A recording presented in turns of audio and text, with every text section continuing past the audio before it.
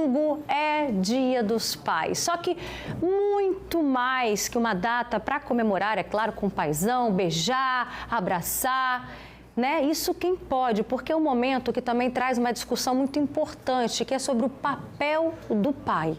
Só em 2021, quase 54 mil crianças foram registradas sem o nome do pai. Então, a gente vai falar sobre isso. Vem cá, aqui no nosso estúdio, eu recebo a psicóloga Sátina Pimenta. Sátina, obrigada pela sua participação. Boa tarde. Boa tarde. Para que a gente consiga até mesmo reduzir esses números, né? Parar para pensar na tristeza de muitas crianças, adolescentes, jovens que crescem sem essa referência da figura paterna, né? Qual é o papel do pai na criação dos filhos? É muito importante que a gente pense sobre isso pelo seguinte, quando a gente vai estudar pela psicologia, o pai e a mãe eles têm papéis determinados, né? E aí o papel da mãe é aquele papel acolhedor, aquele papel que vai, te puxa, te provém e tudo mais. E aí Freud vai falar pra gente na psicanálise que o papel do pai é aquele papel do sujeito, que não necessariamente precisa ser um homem, mas que vai realizar esse papel, de que vai trazer a norma, vai trazer o limite, vai trazer o não para essa criança. Inclusive ele fala sobre isso dentro de uma lógica do complexo de Édipo, que ele chama, né? Então esse sujeito, que pode ser tanto uma mulher quanto um homem, porque é só um papel, ele é importante para que essa criança cresça com a construção daquilo que é certo, daquilo que é errado, daquilo que é socialmente determinado, daquilo que não é socialmente determinado. E aí, quando a criança, principalmente se tratando aí da primeira infância, não tem essa figura, não tem essa pessoa que dita as regras, que corrige, né, conforme você bem disse agora sobre o papel do pai. Quais são as consequências que isso pode trazer na vida dela, não só em relação a corrigir, mas também tem um lado afetivo, né, que o pai, mãe é mãe, são, né, sentimentos que a gente tem que deveriam se resumir em amor, mas quando a gente não tem isso, quais são as consequências? Quando a gente tem a divisão dos papéis de forma socialmente, né, colocado, então a mãe sendo essa mãe, né, e o pai sendo esse pai socialmente determinado, a gente vai ter uma construção aí conjunta, onde a gente provavelmente vai ter uma criança saudável, que vai se posicionar frente à sociedade, que vai estar bem nesse contexto. Quando a gente tem a ausência de qualquer um dos dois, a gente tem a falta. E essa falta gera como se fosse um buraco, que vai tentar ser buscado por essa criança. A criança ela vai buscar em outras pessoas sujeitos que possam realizar esse papel, certo? Só que nem sempre ela vai encontrar. A mãe ela vai tentar fazer, mas nem sempre ela vai conseguir, certo? Então, a gente pode ter como consequência uma tristeza muito grande, uma revolta muito grande, crianças e adolescentes que não têm uma lógica de regramento, entende? E isso pode prejudicá-los na vida adulta.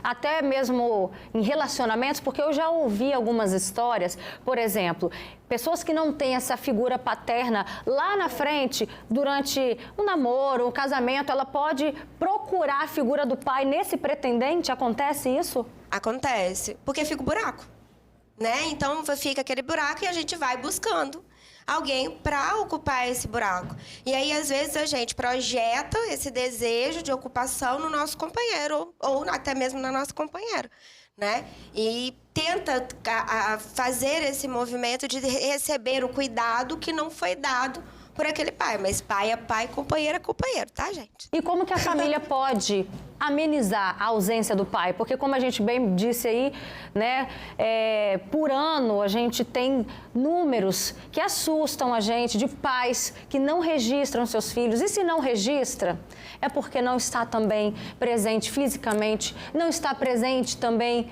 emocionalmente, afetivamente, né? A gente tem pai biológico que é só pai biológico, né? A gente tem muito pai socioafetivo que é mais pai do que aqueles que, né, biologicamente, sanguineamente determinado. o que acontece? A gente não pode tentar fazer a substituição desse sujeito de forma agressiva. Essa substituição ela é feita pela própria criança. Então, por exemplo, um padrasto, é até horrível falar essa palavra, agora a gente nem fala mais, a gente fala de pai socioafetivo dentro da psicologia jurídica, né? Esse sujeito, ele pode tratar essa criança como se dele fosse. E essa criança começar a se ver como se fosse filho, né? O próprio direito vai falar sobre multiparentalidade e vai falar pra gente que uma criança ela pode ter tanto um pai biológico quanto um pai socioafetivo. E os dois têm os mesmos direitos e os mesmos deveres sobre ela, né? E é importante, porque não fica o buraco. Aquela história do pai McDonald's. Aquele pai que só vai ali no final de semana, faz a brincadeirinha e vai embora, que não participa da lógica da relação com o filho. Isso daí é muito prejudicial. É como se eu tivesse pai e não tivesse pai. Então, cadê esse sujeito dentro da minha construção? E aí para o Dia dos Pais, fica aquele apelo. A gente tem essas crianças, e essas crianças elas vão ser espelho da gente. Então, quando os dois estão ali, pai e mãe estão ali, aquela criança ela vai ter referências positivas de amor, de cuidado, de carinho, e não vai precisar projetar no outro uma busca pela ausência. E aí ela vai ter uma vida mais saudável. Olha só, a gente vai ver agora o depoimento da Raquel. Ela sofreu muito na infância por não ter o registro do pai. Vamos ver como é que ela conta isso. Eu, quando criança, eu descobri que eu não tinha pai registrado, minha mãe foi mãe solteira, e aquilo tudo, quando chegava a época do Dia dos Pais, eu ficava muito triste, muito constrangida, que eu sempre esperava ter meu pai para me dar um carinho, um abraço, uma atenção especial, e eu nunca tive isso. E no decorrer dos anos, eu entrei na justiça, consegui meu registro do meu pai, o nome do meu pai nos meus documentos. E hoje, o Dia dos Pais, para mim, eu superei aquela tristeza toda que eu tinha, aquela angústia, e hoje eu sou uma pessoa assim, realizada, apesar de não ter tanta aproximação do meu pai, mas eu me sinto assim com um dever cumprido de tudo aquilo que eu lutei na minha vida toda e construí, consegui, e hoje eu sou muito feliz. E o Dia dos Pais para mim hoje é um dia muito especial.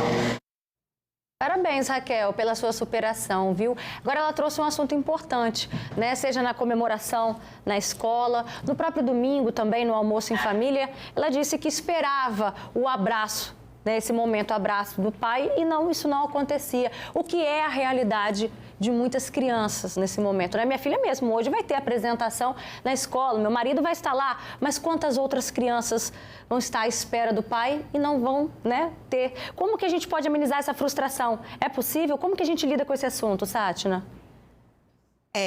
A frustração não tem como deixar de ter, né? Ele vai tentar, como eu disse, buscar um novo sujeito ou uma nova pessoa que vai exercer esse papel, mas a ausência, ela vai estar ali. Então, o buraco vai estar ali. O que a gente pode fazer? Dar o máximo de amor possível. É esse nosso papel, gente. Como pais, é isso. A gente oferta amor, a gente oferta cuidado, a gente oferta carinho e a gente oferta a acolhida. Dando a acolhida, a gente consegue fazer com que esse buraco ele se torne um pouquinho menor. Agora a gente vai ver o depoimento da Ana. Ela teve a ausência do pai desde os 3 anos. E ela vai contar como é que foi enfrentar essa ausência ao longo do tempo.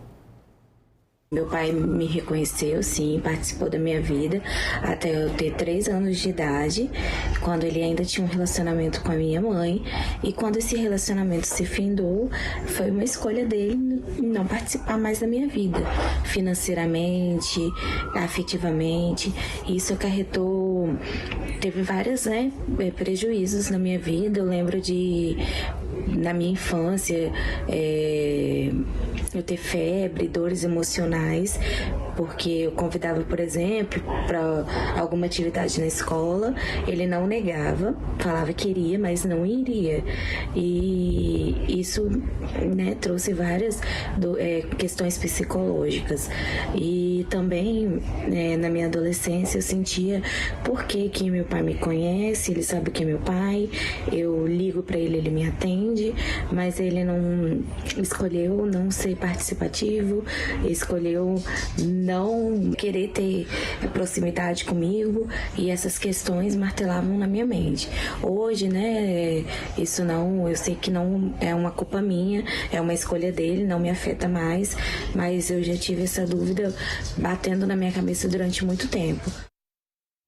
Obrigada pela sua participação, viu? E quem também tem um relato parecido é o Davi. O Davi chegou agora aqui no nosso estúdio. Seja muito bem-vindo. Obrigada pela sua participação. Você também conheceu seu pai, mas não teve relação de pai e filho. Foi isso, Davi? Boa tarde. Boa tarde. Isso, eu conheci o meu pai, né? Mas, assim, a gente nunca teve um vínculo de amizade, não por minha parte, mas pela parte dele. A minha mãe também sempre deixou isso muito aberto, porém, ele nunca quis ter esse vínculo. Muito também pela família dele, por conta que eram racistas e a minha mãe é negra. Então, assim, eu também nunca fiz muita questão de estar perto da família por essa questão, mas, eu sempre quis ter um vínculo de paterno, né? Então, sempre foi muito complicado para mim. O meu maior sonho era ter ele nas festas de escola, ali no Dia dos Pais. Então, para mim foi muito difícil esse momento. Desde pequeno, nunca ter ele presente. Porém, hoje em dia, eu já levo um pouco mais tranquilo, assim. Você consegue identificar as consequências que essa ausência, desde a sua primeira infância, e embora hoje você leve com mais tranquilidade, com mais naturalidade esse assunto, mas você consegue identificar quais foram as marcas que isso deixou na sua vida, Davi? Muitas marcas, assim. Uma delas, por exemplo, é que desde pequeno eu falava que eu nunca teria filho. Se eu tivesse filho um dia, né? Eu falava, nossa, nunca, jamais, não quero ter uma criança. Por conta que eu já até falei isso com a minha mãe, eu não sei como passar esse amor paterno para uma criança. Sabe, porque eu não tive. A minha mãe fez um trabalho incrível, ela foi a melhor mãe do mundo, assim, a melhor mãe que eu poderia ter. Porém, falta algo, sabe? Falta ali uma ausência de um pai.